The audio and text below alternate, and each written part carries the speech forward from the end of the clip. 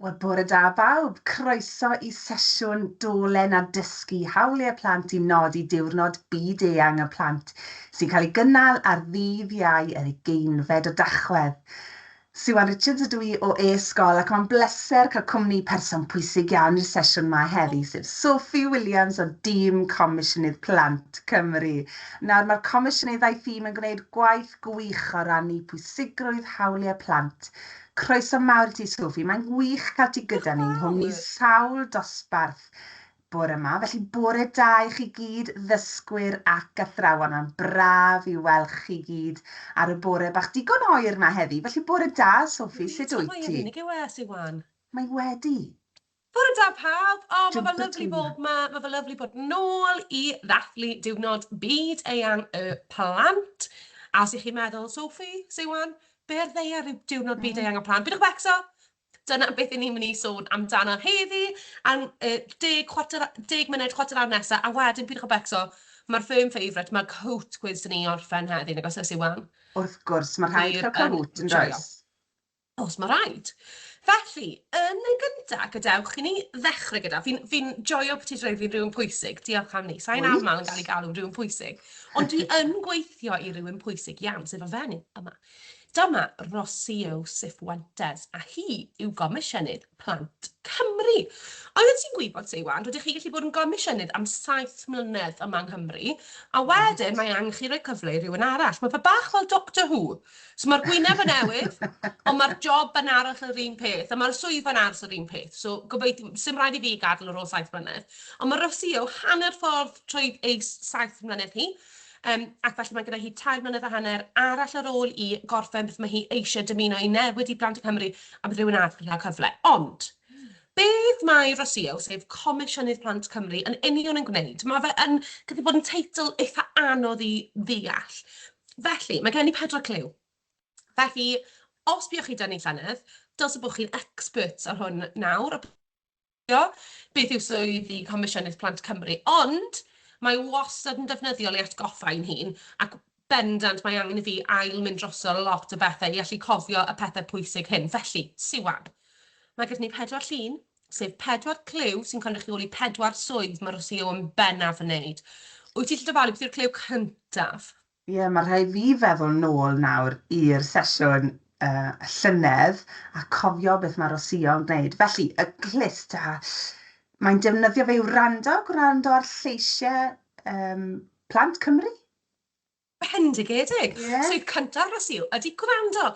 Gwrando a plant a phobl ifanc ar draws Cymru I gyd, amdano beth sy'n bwysig I nhw a beth sy'n angen newid. Dwi ar hyn o bryd yng Nghaerdydd, ond y fori, dwi'n mynd gyda Rosio yn y car yr holl ffordd lan I Ynys Môn. So os mae rhywun yn gwylio yn Ynys Môn, siamai, mi fyddai'n agos y fori, ni'n mynd lan I Ynys Môn a Gwynedd I wrando ar lleisiau plant a phobl ifanc a hefyd yr oedolion sy'n gofalu amdano nhw. So ydyn, ni'n gwrando I bawb ar draws Cymru amdano beth sy'n bwysig I nhw. Iawn, yr ail cliw, Sesiwn. Yr ail, beth mae'n cael ei alw? Megaffon? Beth ti'n galw hwnna yn Gymraeg, Sophie? Seinydd neu na? Uwch seinydd, falle. Felly, codi llais, siarad mas dros plant? Ydy, so mae Rosio ddim yn defnyddio uwch seinydd a bendant sy'n ein angen arna I, mae llais mawr dy fi. Ond, ar ôl hi wrando I blant a phobl ifanc, ei ail swydd wedyn yw codi llais, yw siarad lan a rannu beth mae hi wedi clywed, a rannu beth mae hi'n dysgu. Weithiau mae hi ar y newyddion, ar y teledu neu ar radio, ac mae'n cwrdd â pobl pwysig, pobl sy'n gallu gwneud penderfyniadau ar ran plant yng Nghymru I dweud beth sy'n bwysig I nhw.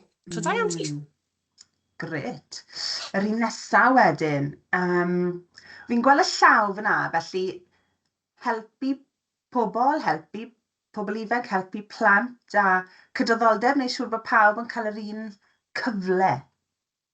Gwych, mae hwn yn atebio, mae lot o blant yn hefyd helpu I fi I ateb pryd i'n mynd mas I ysgolion. Felly, help llaw yw hwn. Mae fe'n eitha anodd dangos beth yw helpu mewn ffordd llun, os mae gyda chi syniadau adre. Gadewch I ni wybod, ond trydydd swydd Rosio ydy helpu, so helpu I blant ar draws Cymru I ddysgu am eu hawliau, i helpu roi dolion sy'n gofalu amdano nhw hefyd i wybod amdano eu hawliau plant. Ond hefyd mae gyda ni gwasanaeth cymorth a chyngor.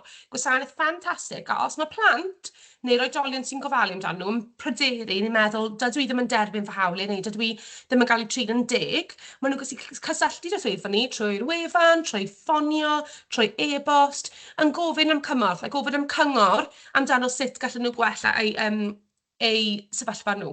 So, dyna'r trydydd un ydi helpu. Bendigedig Sesiwn. Ie. Ar un olaf, wel. Ie, mae hon yn un caled. Mae hwn yn galed. Ydy. Fi ddim yn siŵr, Sophie, bydd rhaid ti helpu fi gyda hwn. Diolch yn fod yn onest. Mae hwn un arall sy'n eitha anodd i gallu esbonio trwy un llun.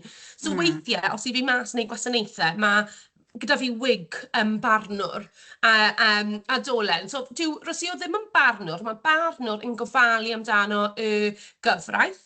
Ac felly, y pedwerydd un ydi herios challenge. So mae hwn fod yn fel rhywun bwerus a fel grym a phwer, mae hwn fod cynrychioli. Achos mae gan Rosio a swyddfa'r Comisiynydd Plant Cymru yr hawl i herio pobl sy'n gwneud penderfyniadau yng Nghymru, fel Llywodraeth Cymru, yn dweud, esgusodwch fi Llywodraeth Cymru, neu esgusodwch fi i'r awdurdod leol, ydych chi wedi ystyried hawliau plant? Ydych chi wedi gwneud y peth gywir ar gyfer plant a bywydau plant yng Nghymru? So pedwerydd un ydy herio, to challenge. Herio pobl pwysig a pobl sy'n gwneud penderfyniadau i wneud newid positif i bywydau plant yng Nghymru. So dyna'r 4 swydd sy'n cynrychioli swydd Comisiynydd Plant Cymru. Fi'n gobeithio mae hwnna o help. Ie, mae nhw gyd yn bwysig iawn, ydyn nhw? Maen nhw gyd yr un o bwysig. Maen nhw gyd yn cefnogi ei gilydd. Ond fi'n sôn lot fan hyn, Sesiwn, am hawliau plant. A beth yw hawliau plant? Mae fe'n gysyniad gallu bod yn eitha anodd, ond dyw e ddim. A y ffordd i ni'n esbonio, ni'n swyddfa ni hawliau plant i blant, ond hefyd i oedolion, ydy hawliau plant yw'r pethau sydd angen arnoch chi i dyfu lan yn hapus, yn iach ac yn ddiogel. So dyna 3 gair pwysig iawn. So oedden ti'n gwybod, mae gyda plant a pobl ifanc 42 o hawliau plant. A dwi'n gweithio ac yn siarad ac yn dysgu bobl arall am hawliau plant bob dydd, a byddwn ni'n methu gallu restru'r 42. Mae fe'n eitha her, ond beth sy'n rili bwysig yw, os mae plant falle ddim yn teimlo'n hapus, neu'n iach, neu'n ddiogel, yn eitha aml, efallai bod nhw ddim yn derbyn hawliau nhw. So dyna'r ffordd hawsach i gofio hawliau plant. Y pethau sydd angen i fod yn hapus, iach a diogel. Wyt ti'n barod am quiz, Sesiwn? Quiz, wrth gwrs. I ti nawr. O, i fi! O, felly, mae gyda fi lluniau ar y sgrin. Falle yn eich ysgolion chi eisiau chwarae hefyd, falle bod chi moyn wneud, rydw i'n mynd i gofyn y cwestiwn, oes angen hwn arnoch chi, neu oes eisiau fe? Do you want it or do you need it? Oes eisiau fe? So, os mae angen, os mae rhaid i chi gael i dyfu lan yn hapus yn iach a diogel, hawliau plant, efallai gall plant droi dwylo ar y pen. Ac os mae'n rhywbeth mae nhw eisiau, just something that's quite nice to have, rhywbeth sy'n neis i gael, dwylo ar y bol. Okay? Right. So Sesiwn, wyt ti'n credu, sy'n rhaid i ti'n neud y dwylo, ond ti'n credu mae'r llun yma yn cynrychioli rhywbeth sydd angen, neu rhywbeth sydd eisiau ar blant i dyfu lan yn hapus yn iach ac yn ddiogel? O, mae'n edrych yn llun hyfryd o rhywun yn edrych ar ôl rhywun arall, falle ffrind neu aelod o teulu, a neu siŵr bod nhw'n ddiogel. Felly byddwn ni'n gweud angen. So beth oedd hwnna? Pen angen, byddwn ni'n gweud. Cytuno'n llwyr. Gallai hyn cynrychioli teulu, gall hwn cynrychioli ffrindiau, gall hwn cynrychioli rhywun sy'n gofalu amdano chi, a mae gyda chi'r swigod ddiogel. So mae hwn yn sôn amdano falle erthygl 9, yr hawl i fyw ga'ch teulu ti, ond bod nhw'n gallu cadw chi'n ddiogel. Neu erthygl 19, yr hawl i gael ei gadw'n ddiogel. So da iawn, Sesiwn, beth yw'r un nesaf? Reit. Dyna ni weld. O, siocled. Angen neu eisiau? Wel, mae'n un anodd. Fi'n dwlu ar siocled. Fi'n credu, sim angen arno fi, felly eisiau. Fi'n credu rhywbeth bydd yn neis i gael bydde fe. Felly bol. A mae lot o plant yn dadlau, fi'n dadlau hefyd, mae hwn bendant yn neud fi'n hapus, os fi'n dres nhw bach o siocled, weithio gallu neud nhw'n well. Ond bydd ddim angen i ni gael siocled i dyfu lan hapus iach a diogel, so felly eisiau yw hwn.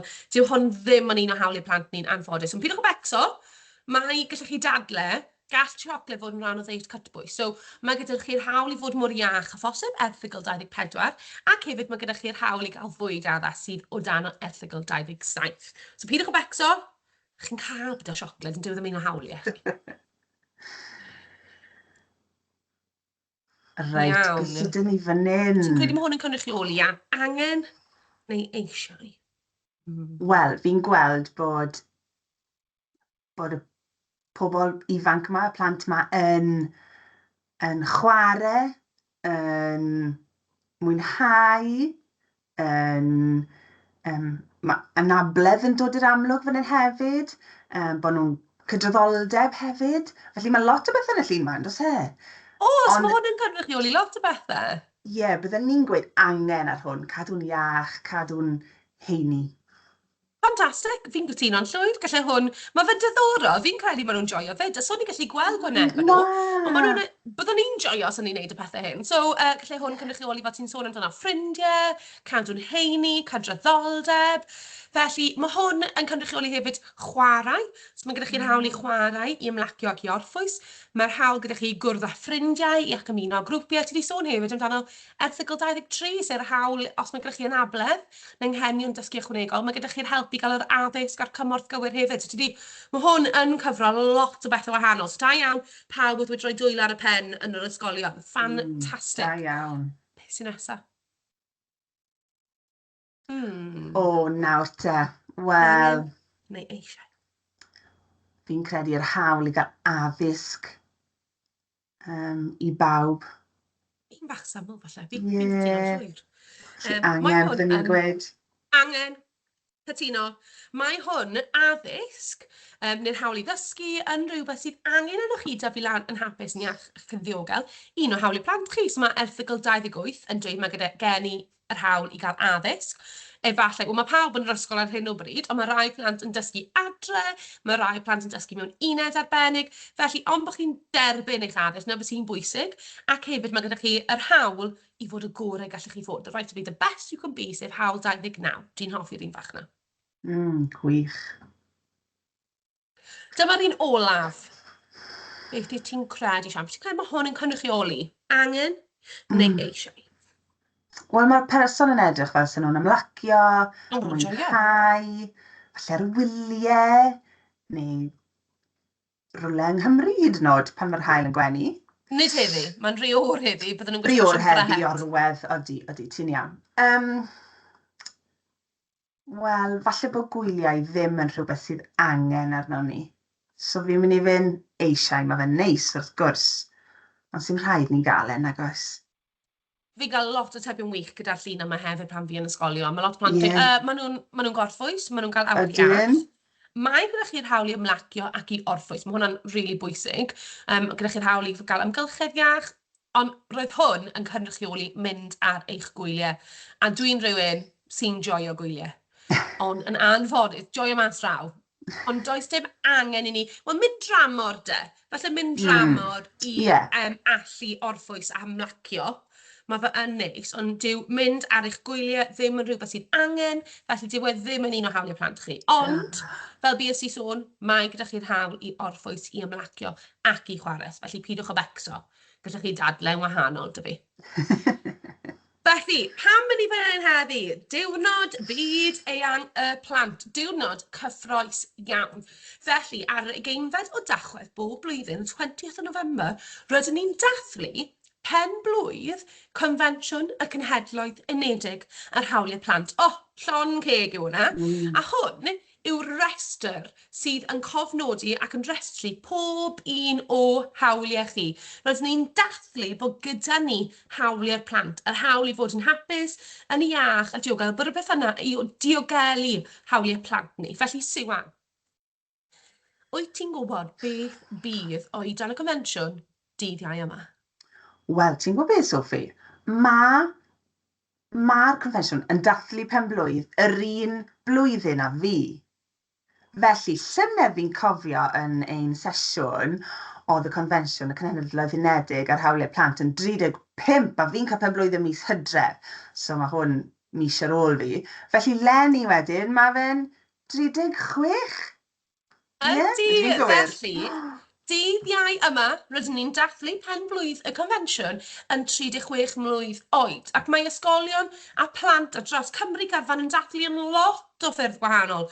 Mae rai plant yn gwisgo glas, achos mae'r UNCRC, so'r UN, United Nations, y Cenhedloedd Unedig, maen nhw'n logo glas, ac maen nhw'n chi'n adnabod nhw yn fod yn gwmni las. Mae lot o blant yn gwisgo glas i ysgol, a mae lot o gweithgareddau ffantastig gallech chi wneud na i sôn amdano. Ond, ffordd fach arall, os ych chi ddim yn cofio bod y confensiwn yr un oed â Sesiwn o e-sgol, mae yr un oed a rhywun enwog iawn. Rhywun sy'n hoffi canu Shake It Off. Oes gyda ni unrhyw Swifties yn yr ysgolion yma dros Cymru?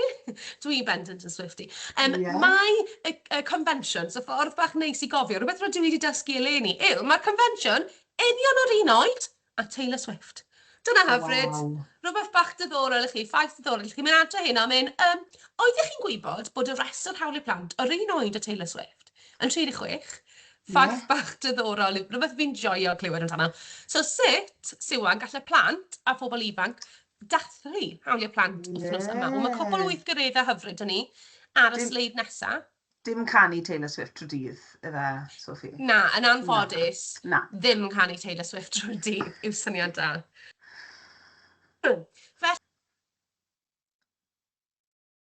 Roedd fy hun ar fyw. Nawr, i wneud siŵr bod ni'n danfon mas Dolen i pwerbwynt hawliau plant, gweithgareddau hawliau plant ni, a dyma rhai'r gweithgareddau sydd yn y pwerbwynt. So, mae chatterbox hawliau mae rai ysgolion yn hoffi wneud, gallech chi creu helfa hawliau, bod falle eich criw hawliau, eich llusgen hadon hawliau yn cuddio hawliau o amgylch yr ysgol. Gallai plant mynd i chwilio amdano nhw, gallech chi dysgu yn can hawliau, canu yn can hawliau, creu fideo music yn can hawliau, gallech chi dylunio eich ysgol delfrydol. Gallech chi wneud hwn ar bapur, neu trwy grefftio, ar Minecraft, falle trwy Lego, a ble mae plant yn derbyn eu hawliau yn eich ysgol delfrydol, your dream school. A hefyd, mae'r sleid yma yn y pwerbwynt, sef sleid gyda lot o gymeriadau cyfarwydd iawn yno fe. Fi'n joio'r un hyn. Ond mae angen i chi feddwl am y gymeriadau yma, a meddwl amdano stori nhw. Oedd y cymeriadau yma'n derbyn eu hawliau plant? Oedden nhw'n hapus? Oedden nhw'n iach? Oedden nhw'n ddiogel? So mae llwyth, dyma jyst esiampl bach o'r weithgareddau gallech chi wneud i ddathlu diwrnod hawliau plant wythnos yma ar ddydd Iau. Felly cofiwch, os ych chi'n wneud yn y gweithgareddau wythnos yma, cofiwch i dagnu ar cyfryngau cymdeithasol, e-sgol, a Comisiynydd Plant Cymru. Ni'n dwlu gweld yr holl gweithgareddau ffantastig i chi'n wneud i ddysgu am hawliau plant ac i ddathlu nhw hefyd. Cwbl o adnoddau defnyddiol hefyd fanna i chi athrawon, na i wneud siŵr bod ych chi'r links a bod chi da e-bost fi. Fi'n joio clywed o athrawon dros Gymru gyfan, so please cysylltwch. Fi'n dwlu glywed ganddo chi. Ie, wir. Diolch yn fawr ti, Sophie.